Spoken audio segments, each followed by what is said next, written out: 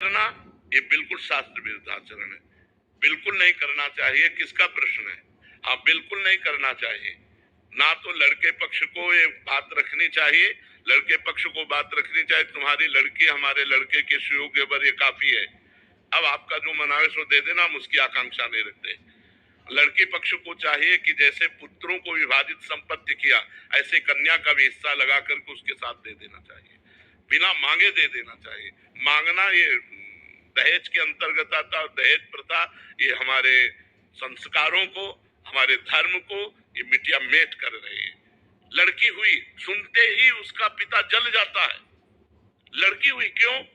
क्योंकि अब दहेज देना पड़ेगा। दहेज में लोग ऐसे मांग रहे हैं कि पूछो मत। वो किसी तरह कमा खा करके जी रहा है, वो लाखों का पर्चा बना देते, तो इससे तो लोग गर्भ में लड़की बात करवा देते। अगर देखा या गर्भ हुआ, लड़की हुई, तो इन प्रकार वो नष्ट करना चाहते हैं। ये दहेज प्रथा ही तो ऐसे आचरणों को प्रेरित करती है। और तुम अपनी कमाई से नहीं तृप्त होगे, वो लड़की दे, केवल लिंग परिवर्तन से ही तुम मान हो गए क्या? वो भी तो एक शरीर आ रहा है तुम्हारे पास, और तुम भी एक शरीरधारी हो, तुम पुरुष लिंग हो, केवल इसलिए तुम महान हो गए।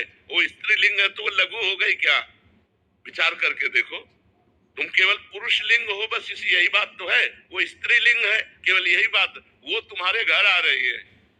ब्याह का तो मतलब है कि जो पान फूल बने वो हम आपके चरणों में समर्पित करते हैं, अपनी बेटी समर्पित करते हैं, आप आनंद से गले लगा करके उनको विदा किया, ये बात रही। और ये दहेज प्रथा जब तक रहेगी हमारे समाज में कलंक है, कैंसर है ये, जो लड़कियों के अस्तित्व को मिटाने वाली है, जो लड़की के प्रति हे भाव पैदा करने वाली। और ये लोग नहीं समझते कि आज हमारे राष्ट्र की प्रथम पुरुष राष्ट्रपति लड़की ही है, और आज बॉर्डर में सेना के साथ जोड़ पे जोड़ कंधा मिलाए लड़कियां खड़ी हैं। लड़कियां कोई साधारण समझते हो, दैवी शक्ति है। तो लड़कियों को क्या समझ रखा है? केवल स्त्रीलिंग होने के कारण वो इतना घट गई कि तुम्हें रुपया भी दे और लड़की भी दे। सुशील, सज्जन, शांत, परम पवित्र परिवार, कोई लेने के लिए लड़की तैयार नहीं, तैयार है रुपया लेने के लिए। 10 लाख फलदान में दीजिए, इतने परीक्षा में दीजिए, इतने ब्याह में दीजिए। किसान आदमी 10 लाख कहां से देगा? किसान आदमी को जीना मुश्किल होता है, उसकी सिंचाई, उसकी मल, बहुत कोई 100-200 बीघा का जमींदार हो तो बात अलग है, 10-10 बीघा जमीन है, उसी से पूरे परिवार का पोषण होता है।